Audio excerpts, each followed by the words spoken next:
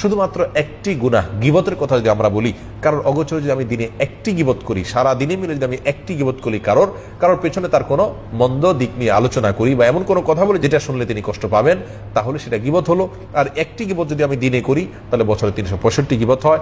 আর যদি আমি 65 বছর বেঁচে থাকি তাহলে 365কে 65 দিয়ে গুণ দিলে 23,000-এরও বেশি, 23,725টি গীবত হয়।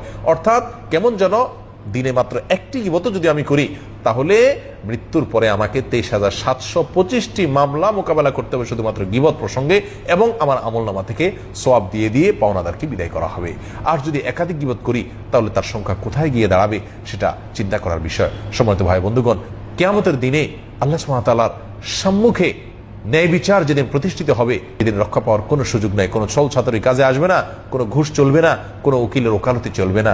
সেই দিনে এই সমস্ত হাজার লাখো মামলার বোঝা থেকে বাঁচতে হলে দুনিয়াতে চলতে গিয়ে প্রতিদিন প্রতিনিয়ত আমার দ্বারা কোনো মানুষের হক যাতে নষ্ট না হয়, বিশেষ করে গীবত যেটি আমরা প্রতিদিন অসংখ্যবার অগণিতবার করে থাকি, এ বিষয়ে আমাদেরকে সচেতন সাবধান হতে হবে।